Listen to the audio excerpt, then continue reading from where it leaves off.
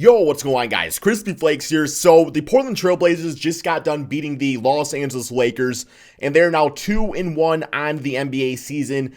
And in my opinion, they are looking like one of the most dangerous teams in the entire NBA for many different reasons. I mean, still like the foundation of this team revolves around Damian Lillard, but it's really everything else combined with him that I think, damn dude, it's like the sky is the limit for this team. But before we get going into this video, I need to ask you guys to do me a quick favor, drop a like on it, man. 1,000 likes is always the goal.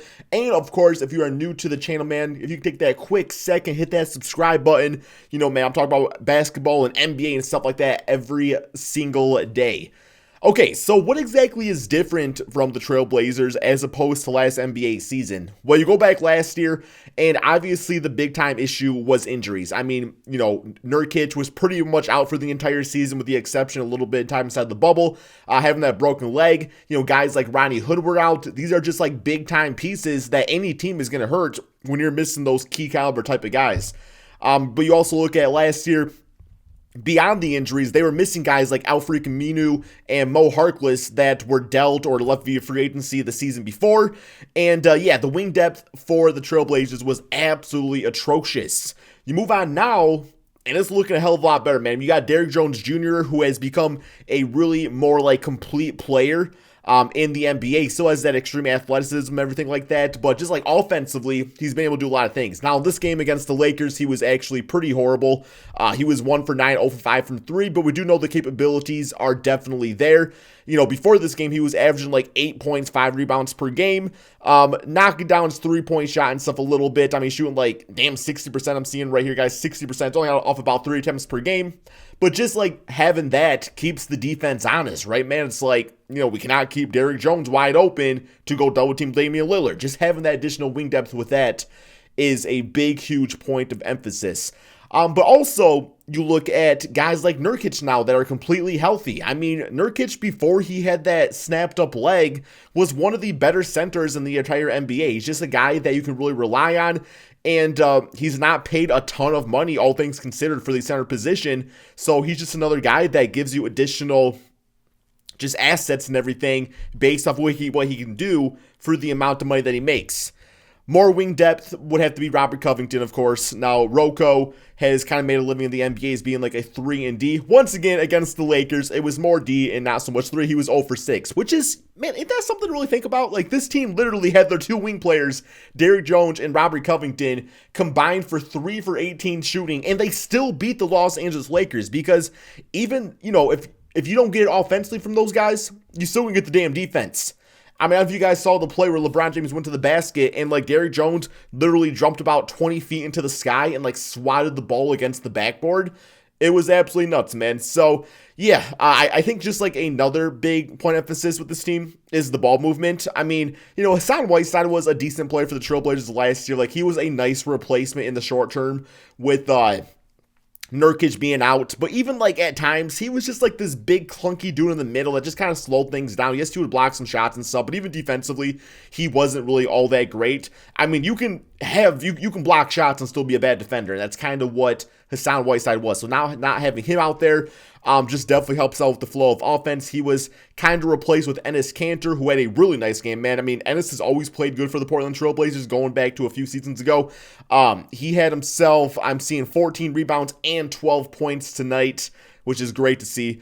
But beyond that, man, yo, we got to look at Gary Trent Jr. So I'm not going to lie, this NBA offseason, I thought there was a chance that a guy like CJ McCollum could have got traded away, because I was watching Gary Trent in the bubble last year, or last season, I should say, and I was like, damn, dude, this guy is ready to go.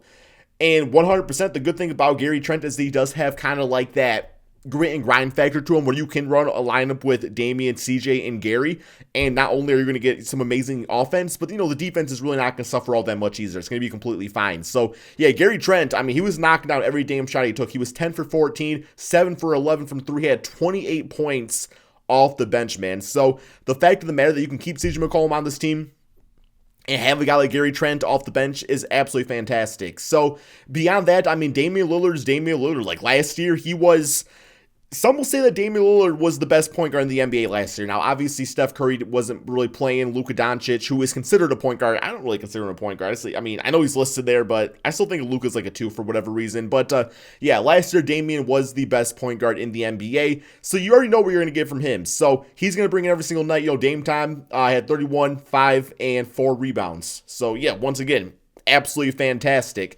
Now, looking at the Los Angeles Lakers side of things, I mean, KCP was knocked down to shots. Dennis Schroeder, who's been starting at point guard, has been looking great and everything like that. The bench unit kind of struggled. Like, no matter what, you are going to pretty much get everything from LeBron James and Anthony Davis. You should be fine. But even, like, AD kind of had struggles out there getting his shot up. I mean, I know one point of emphasis for him was AD is, like, supposed to be shooting, like, 5 threes per game. But if you have those wing players that can switch, the Derrick Jones Jr., the Brocos out there that are extremely athletic, that can stay in front of guys like that, like you're just not going to have an opportunity to get a shot up. And for that reason, AD, he didn't even attempt a 3 this entire damn game, man. Like, I'm going to say he played bad, but it's still a really good game, like, for an NBA player. 13 points, 10 rebounds, 5 assists, 1 steal. Like, for AD, that is a bad game. For, any other NBA player that's not Anthony Davis, that's considered a pretty damn good game if you ask me. But still, bench unit, Montrezl Harrell, 9.6 rebounds. He was fine, but that's as good as they got for the bench. Kuzma was definitely struggling with the shot tonight and everything. And once again, it just comes down to the Portland Trail Blazers just really being a lot better at defense. It's just nice to see with this squad, it's no longer completely about Damian. It's everybody else. And even on the entire season, even when Damian's not playing like all that great or not playing up to his standards, before this game, he was only averaging like 20 points and 8 assists, which is nice, but we all know Damian's capable of more.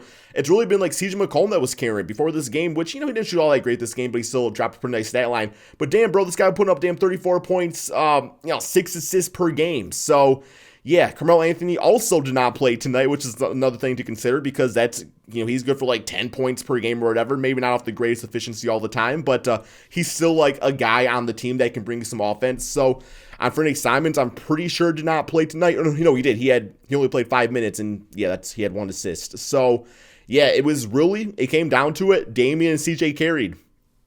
And that is the beautiful thing you can see. When you need those guys to carry, they'll be there. But it's going to be all about when those guys are not available, or, Damian's having an off night, or CJ's having an off night, then all of a sudden you can have Gary Trent go out there, or you can have Rocco, Derrick Jones, bring that athleticism, bring that defense, get some shutdowns out there, man, and you'll be good to go. So the Portland Trail Blazers, I mean, it's early on in the season, like I said, they are 2-1.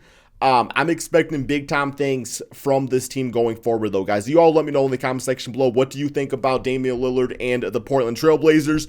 And is this really a cause concern for the Los Angeles Lakers? The Lakers, they lost their first game of the season, 1-2 straight, and they just lost this one right here. So I do think when it comes to the Lakers, it's going to come down more so to, maybe they're just not going to be motivated every single night, which is never a good thing because that can really come back and bite you later in the playoffs and stuff. But it's early on in the NBA season. I just think Portland beating the Lakers with their, main wing guys not really playing all that great, that's kind of scary, man, because when those guys are all clicking, watch out rest of the NBA. Shout out to Dame Dollar, shout out to the Portland Trailblazer fans. Having an injury riddled season that you guys have last year that absolutely sucks. But you guys are healthy now, man, and you're looking like one of the best teams in the Western Conference. And I'm going to say, I don't want to see Dame Dollar come playoff time. No way.